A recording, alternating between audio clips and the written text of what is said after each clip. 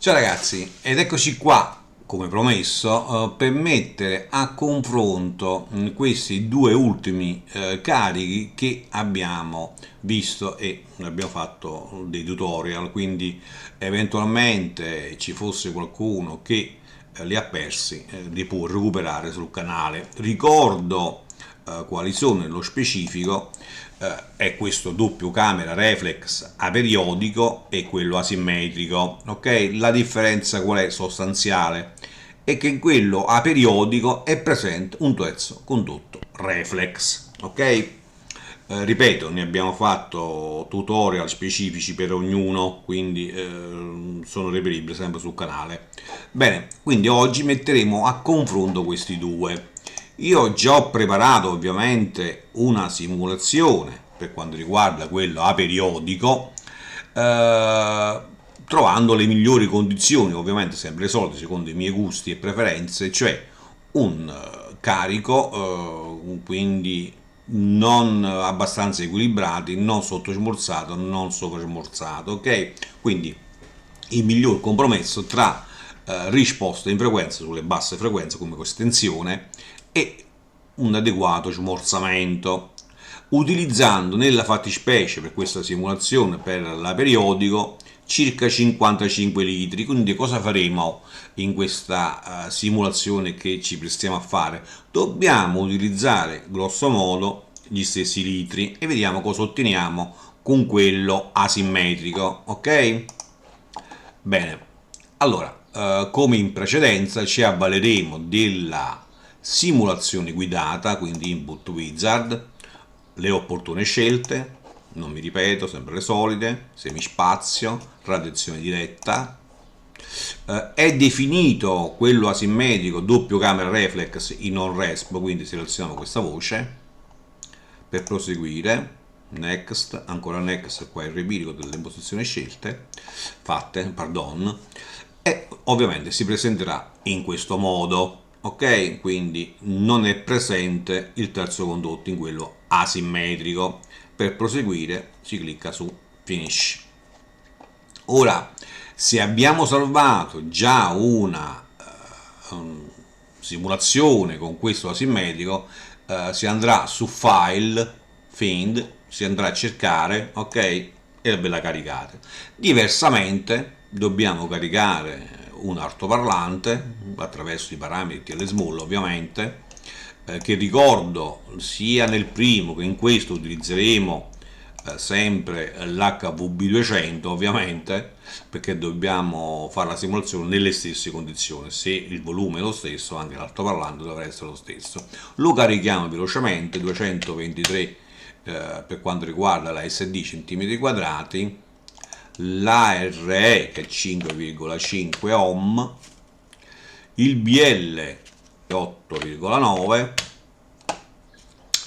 la FS 32 Hz, Vasso VS 59 litri, il QS sempre un parametro adimensionale che vale a 0,41, QMS adimensionale anch'esso 7,5, LE 0,42 mR, potenza RMS se la vogliamo definire così, o nominale, o AS, 130 watt e Xmax 7 mm. Ci restituisce una massa mobile da 29,7 circa contro i 29,5 di gradi da Char. Stiamo in perfetta tolleranza. Controllo veloce, sì, possiamo confermare con ok. Bene, ora per proseguire la simulazione andando a modellare, configurare il box vero e proprio, si clicca sul tastino wizard perché quello presente in tools è in grigetto, ok? Ed eccolo qua. Un attimo che voglio spostare un attimo che poi non c'è spazio. Va bene, iconizziamo anche questo che non ci interessa. Allora, dobbiamo, lo ricordo, utilizzare circa 55 litri, ok? Ora, che rapporto c'è tra queste due camere? Come vi ho anticipato e spiegato, ci sono varie filosofie di pensiero, si va da un rapporto da 2 a 1, 1 a 2 a seconda del riferimento della camera che fate, a 1 e 4. Per quanto riguarda le mie esigenze e per quanto riguarda quello del progetto vero e proprio, quindi per avere un buon smorzamento conservando una buona estensione, il rapporto che si è dimostrato più valido è quello di 4:1, vale a dire questa camera è 4 volte più grande di quella inferiore, ok? Quindi volendo utilizzare questi 55 litri possiamo assegnare a questa ad esempio 42 litri, ok? Profondità sempre 30 per stare nelle stesse condizioni dell'altra simulazione. La SD del condotto, l'area è 35 cm quadrati, la lunghezza la andiamo a determinare poi. Ora abbiamo fatto 42 a 53, cos'era 50? 55, quindi 13 litri per quanto riguarda questa.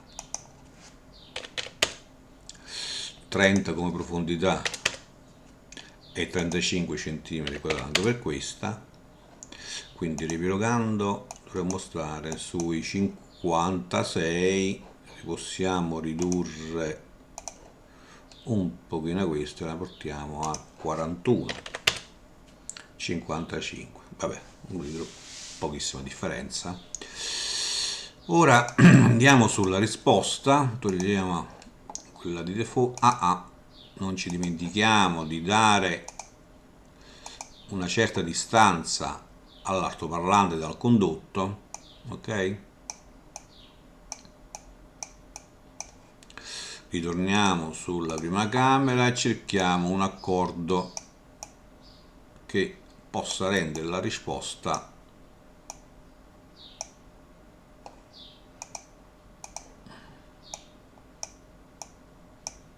eccola qua.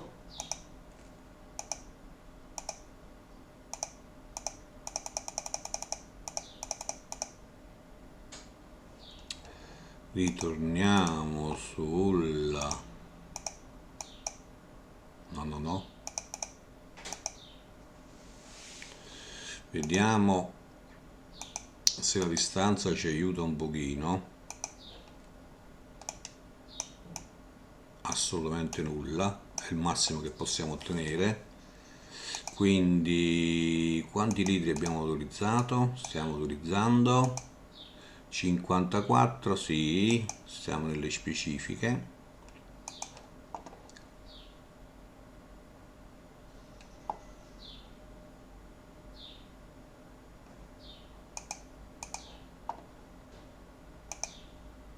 Sì.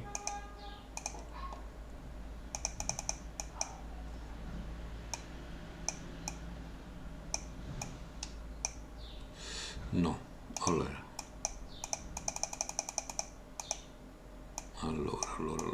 sì, a mio avviso questo è il massimo che possiamo ottenere con questi 55 litri, sia come estensione e sia come anche linearità.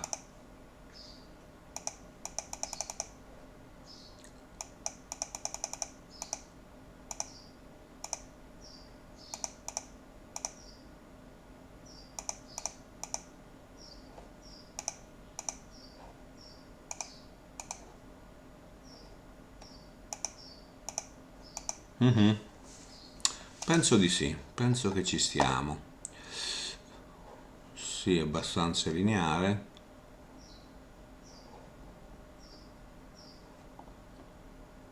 Buona estensione e un buon smorzamento, si vede anche dal roll on, ok?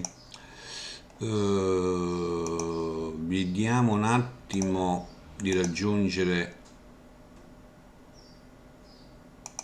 l'escursione massima che abbiamo fissato a 10 mm, ok? In questo caso ce l'abbiamo a 45, andiamo sulle G che sta per tensione del generatore e andiamo a vedere quando raggiunge questi fatidici 10.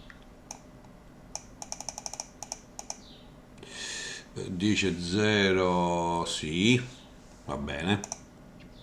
Ok, ora andiamo a vedere cosa abbiamo ottenuto sulla risposta. Possiamo fare qualche confronto. Qua però c'è un piccolo guadagno.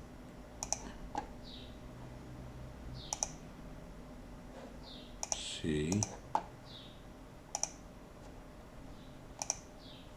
Sì, adesso sì.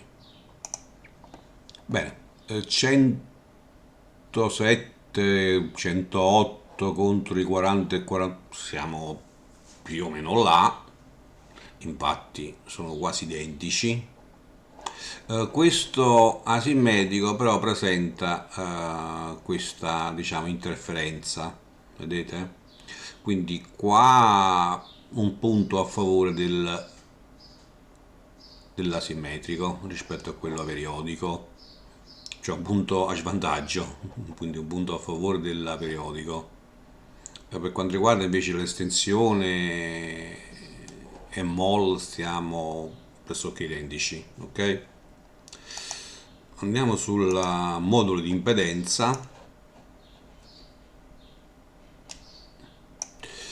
È equilibrato anche in questo caso, non è sovrasmorzato, non è sottosmorzato, ma questo aperiodico presenta questa, diciamo, risonanza che è il terzo condotto, che ovviamente non è presente in questo asimmetrico, punto a vantaggio di questo.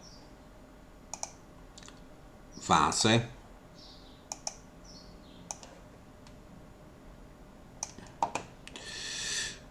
Rotazione a 177, a 31, 30 e 51, 179 pressoché quasi identici.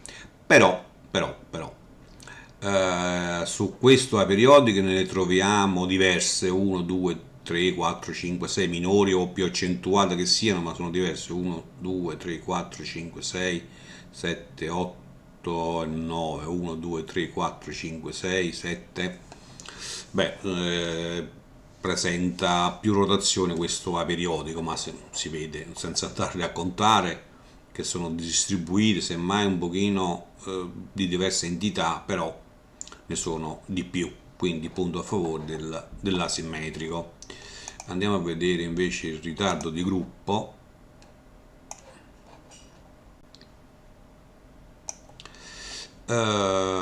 Allora, a 30 abbiamo 21, qua 29, beh, insomma, qualche hertz in più, hertz in meno, quasi diciamo, stiamo là. A 23 millisecondi, 21 e qualcosa, diciamo non è una differenza significativa. Poi abbiamo questo, diciamo, gruppo qua a 100, qua a 100 e rotti, però vediamo che in questo periodico, giustamente, come si poteva già osservare dalla fase, ci sono diversi, ok? Mentre qua, a prescindere questo che poi riprende questo in periodico, quindi fin qua sono uguali, ma poi questo periodico ne presenta diversi di ritardi, vedete, distribuiti, mentre questo asimmetrico di meno e anche di minore entità, ok? Quindi quali possono essere le conclusioni? Quante litri abbiamo utilizzato che poi mi sono distratto? 54,5 contro cioè identiche, no, con lo stesso ingombro. Dicevo, quali conclusioni possiamo trarre da queste osservazioni? Che i due carichi sono quasi equivalenti, però come io ho osservato, soprattutto facendo diverse simulazioni, quello aperiodico, avendo a disposizione un terzo condotto, è molto più versatile, ovvero posso ottenere più risultati, ok, partendo dalle stesse diciamo condizioni. Quindi anche in questo caso sono identici grosso modo le prestazioni per quanto riguarda la risposta in frequenza e anche la MOL, ma in questo aperiodico, soprattutto nel dominio del tempo, si presentano delle non realtà abbastanza evidenti, cosa che non troviamo ovviamente in questo asimmetrico. Quindi questa versatilità, questa potenzialità che ha l'aperiodico lo si paga in qualche modo, ok? Quindi diciamo che questo aperiodico lo si può utilizzare quando abbiamo a disposizione, ad esempio, altoparlante un pochino particolare. Quindi, essendo più versatile come carico, si può sfruttare al meglio l'altoparlante, ok? Però, ahimè, questa versatilità, come si è ben evidenziato attraverso questi grafici, si paga in qualche modo. Quindi, conclusione della conclusione, nel campo hi-fi presumo, e credo di non sbagliare, che sia più opportuno pardon, utilizzare l'asimmetrico in quanto le risposte sono molto più pulite, ok? Poi laddove in casi estremi si ha a disposizione qualche altoparlante un pochino particolare e lo si vuole sfruttare al meglio, si va a utilizzare quello a periodico. Bene, non credo ci sia altro da aggiungere, mi sembra che i dati siano abbastanza evidenti. Consiglio come sempre per chi fosse interessato a tali argomenti di iscriversi al canale, ovviamente fate cose che da me. Se il video è stato di vostro interesse e vi è piaciuto mettete un mi piace per darmene atto e nulla, come dicevo mi fermo qua, non c'è altro da aggiungere, ci sentiamo per la prossima, ciao!